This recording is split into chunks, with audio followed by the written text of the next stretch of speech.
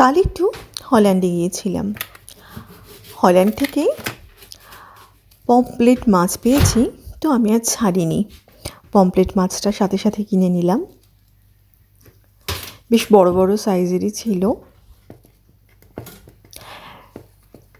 তারপর এটাকে বাড়ি এনে একটুখানি পরিষ্কার করতে হলো পেটগুলো, তারপরে ওপরের যেরকমভাবে মাছ পরিষ্কার করে। তারপরে কিন্তু আমি মাছটা গোটা গোটাই রেখেছিলাম। আর এই দেখতে পাচ্ছেন ওপর থেকে একটু ফালি করে নিয়েছিলাম, জাস্ট ফালি না, মানে চিড়ে নিয়েছিলাম একটু। হ্যাঁ, এরকমভাবে চিড়ে নিয়েছিলাম, কারণ এই চিড়ে নিলে মশলাগুলো খুব ভালোভাবে ভেতরে ঢুকে যায়। তারপর আমি সর্ষের তেল দিয়েছি। তারপর এর মধ্যে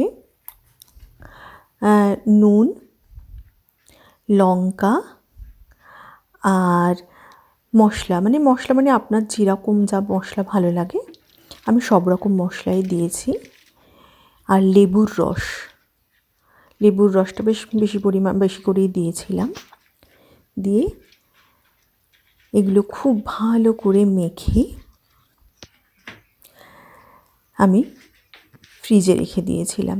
আপনারা কিন্তু ইচ্ছা হলে 2-3 ঘন্টা রেখেও এটা করতে পারেন, কিন্তু আমার যেহেতু সেদিন একাদশী ছিল, আমরা আসলে সবাই একাদশী করি, তাই সেদিন আমরা কেউ খাবো না বলে আমি মাছটা এভাবে ঢাকা দিয়ে ফ্রিজে রেখে দিয়েছিলাম। তার পরের দিন পুরো গোটা রাত ছিল, এটাকে আমি পরের দিন সকালে বার করেছি। দেখলাম মাছগুলো খুব ভালোভাবে একদম মশলার সঙ্গে মেখে আছে, মানে আমার ম্যারিনেশনটা খুব ভালো হয়েছিল। তারপরে দেখলাম আমি নিচে অনেকটা তেল, লেবুর রস এগুলো সব রয়েছে। আমি কি করলাম, বেসন একটু শুকনো গরম করে নিলাম, যতক্ষণ বেসনের একটুখানি নেড়ে নিলাম, এই যে বেসনের গন্ধটা বেরোলো।